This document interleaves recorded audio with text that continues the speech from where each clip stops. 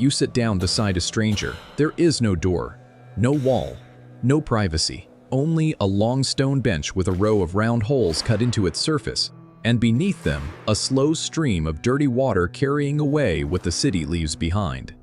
The man beside you nods politely. This is normal in Rome.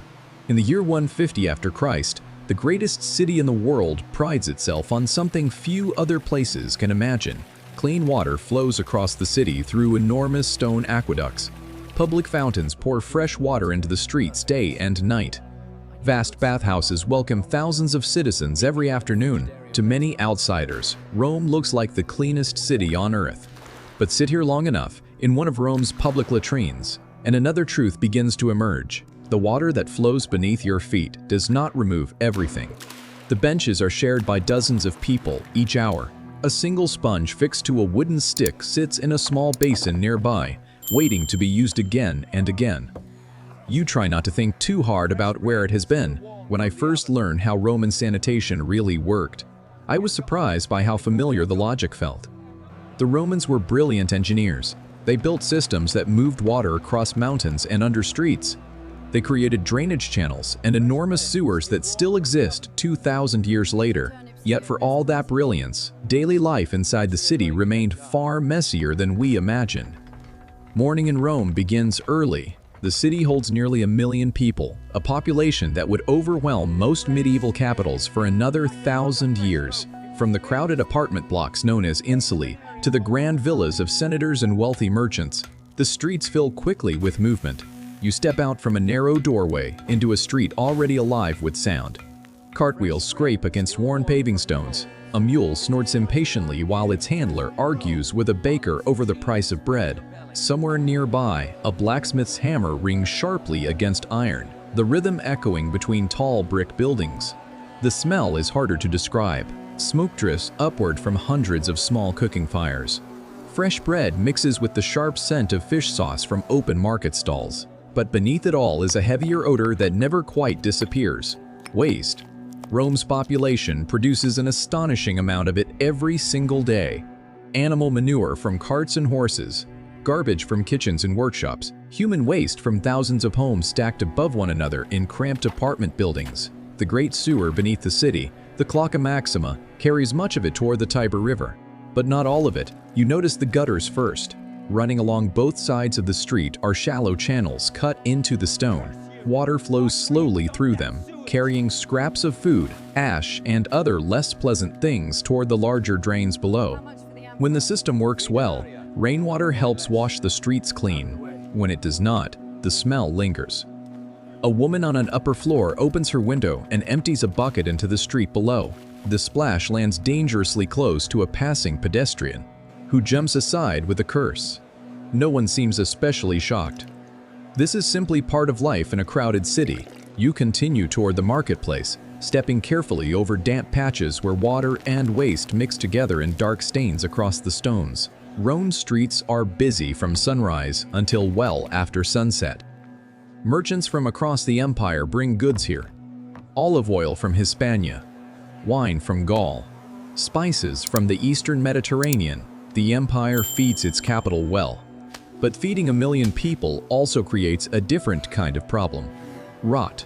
A fish seller lifts the lid from a wooden barrel to reveal salted mackerel packed tightly in brine.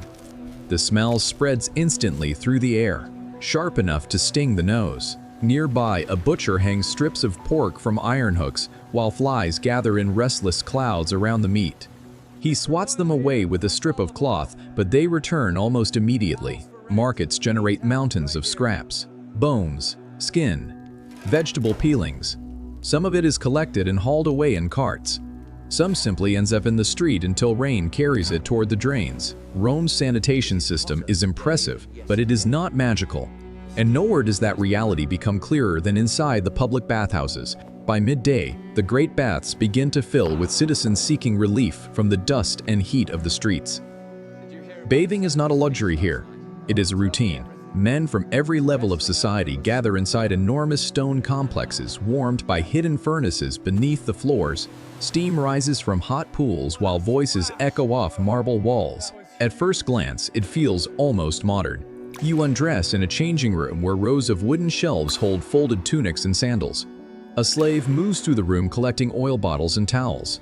Somewhere deeper inside the baths, water splashes and laughter erupts as a group of young men dive into a warm pool.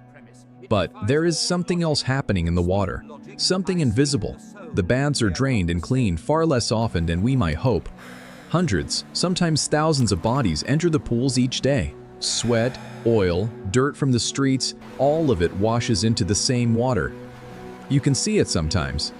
A thin film floating across the surface near the edges of the pool, small fragments of debris drifting lazily beneath the steam. And yet, the Romans love their baths. They talk here, conduct business, relax after long hours of work.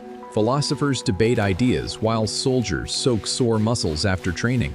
It is one of the great social centers of Roman life, but the same systems that bring fresh water into the city also carry away its waste. Aqueducts feed fountains, baths, and latrines. Drains carry everything downward through tunnels beneath the streets. Eventually, almost all of it ends up in the river, and the river flows right past the city where people fish, wash clothes, and sometimes draw water again.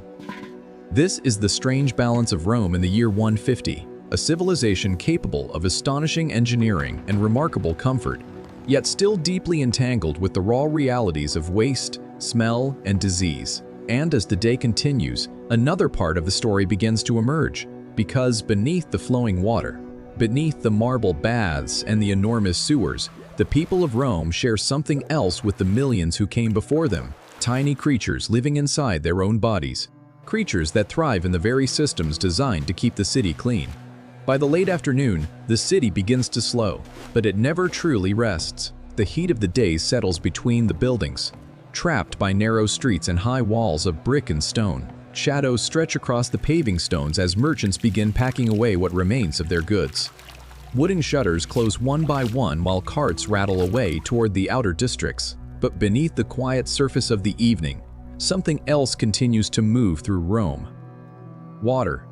You hear it if you stand near certain parts of the street, a faint rushing sound beneath the stone, like a hidden stream moving through darkness. Beneath your feet stretches a vast network of tunnels and channels that carry the city's waste away from the crowded neighborhoods above.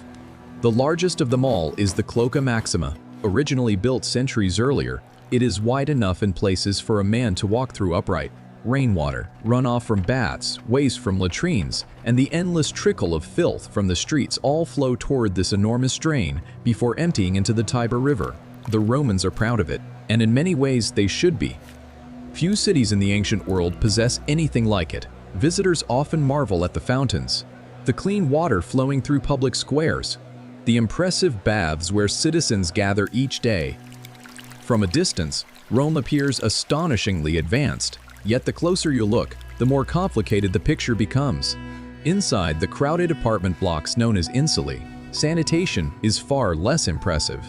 These buildings rise 4 or 5 stories high, sometimes even taller, packed tightly together to house the growing population. Wealthier families live on the lower floors where water is easier to access.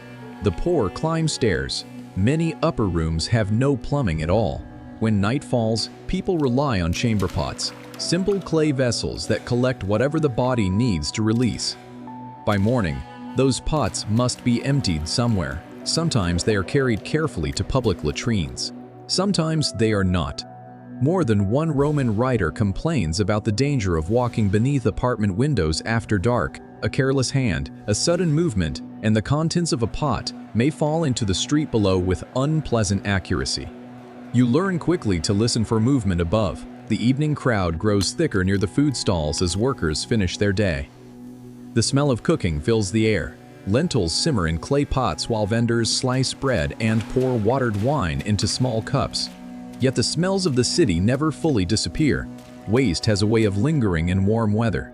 Even with flowing gutters and underground drains, the sheer number of people living here makes perfect cleanliness impossible. The streets carry a constant mixture of water, dirt, animal manure, and discarded scraps from kitchens, and in that mixture live things too small to see. Modern science would eventually reveal what Roman citizens could only guess. Parasites thrive in crowded cities where sanitation is imperfect. Eggs invisible to the eye cling to surfaces, pass from hand to mouth, and spread quietly through communities. Archaeologists studying ancient latrines have found the evidence centuries later, traces of intestinal worms, parasites that moved easily between bodies in environments where water, food, and waste frequently crossed paths. The Romans did not understand microbes, but they understood discomfort, itching skin, stomach pain, fevers that appeared without warning, illness that seemed to move through neighborhoods like an invisible fog. Physicians spoke of imbalances in the body or corrupted air rising from foul places. Their explanations were different from ours. The experience was not. As darkness approaches, the public baths begin to empty. Steam drifts slowly from the open doorways as the last bathers finish their routines. Slaves sweep wet floors while attendants drain some of the water from the pools. Lantern light flickers across marble walls that have seen thousands of conversations, arguments, and quiet moments of rest. Bathing will begin again tomorrow. Outside, the streets grow darker. Oil lamps appear in doorways and along busy intersections, but most of the city slips into shadow. The crowds thin, replaced by smaller groups moving cautiously through the night. A watchman passes with a lantern raised high, his footsteps echoing softly across the stone road. Somewhere in the distance, a dog begins barking, its voice bouncing between buildings before fading into the night. You return toward the neighborhood where the day began. The smell of smoke greets you before the doorway even comes into view. Inside, a small oil lamp burns beside the wall, casting trembling light across rough plaster. The room is quiet now, except for the faint sounds of the city beyond the window. Rome does not sleep easily. Even at night, the city breathes through its pipes and drains. Water continues to move through aqueducts stretching across the countryside. Beneath the streets, hidden currents carry waste slowly toward the river. It is an extraordinary system for its time, and yet it is also imperfect. The Romans believed they had built something close to the ideal city. Clean water, public baths, massive sewers capable of draining entire neighborhoods during heavy rain. Compared to most places in the ancient world, Rome truly was remarkable. But sanitation is not only about moving water, it is about understanding the invisible. That knowledge would not arrive for many centuries. The people of Rome lived in a world where engineering brilliance existed side by side with biological mysteries they could not yet explain. And still, life continued. Tomorrow morning, the fountains will begin flowing again. Citizens will gather in the baths. Merchants will return to the markets with carts full of bread, olives, fish, and wine. Men will sit shoulder to shoulder along the stone benches of public latrines, exchanging quiet greetings as water rushes beneath their feet. From the outside, it will all look impressively organized, but if you pause for a moment and truly observe the city around you, you begin to understand something deeper about the past. Civilizations are not defined only by their greatest achievements. They are shaped just as much by the problems they have not yet learned how to solve. Rome in the year 150 stands at that strange intersection. A city of brilliant aqueducts and magnificent baths, and a city still learning, slowly and imperfectly, what it truly means to be clean. The next morning will look almost identical to the one before it. Water will continue to pour into the city through stone aqueducts stretching across valleys and hills. The fountains will run without pause, filling buckets and washing dust from tired hands. Citizens will gather again in the baths, scraping oil and dirt from their skin with curved bronze tools while steam rises around them. To an outsider, it will appear as if Rome has solved a problem that would trouble cities for centuries. And in some ways, it has. Clean water flowing across 1 million people is no small achievement. Massive sewers carrying waste beneath entire neighborhoods is an extraordinary feat of engineering. Few civilizations before or after would build systems on this scale, yet the Romans are standing on the edge of knowledge they do not yet possess. They can move water, they can build drains and tunnels beneath the streets, but they cannot see the smallest dangers moving quietly through their world, the parasites living in their bodies, the contaminated water returning from the river, the unseen organisms spreading illness from hand to hand in crowded markets and bathhouses. Those discoveries belong to a future still far away. For now, Rome continues exactly as it always has, a city of marble temples, noisy streets, steaming baths, and flowing fountains. a place where brilliance and imperfection exist side by side in ways the people themselves barely notice, and perhaps that is what makes the ancient world feel strangely familiar. Because every civilization believes it has mastered the systems that sustain it. Every generation feels certain it understands the world it has built, until time reveals the parts they never saw,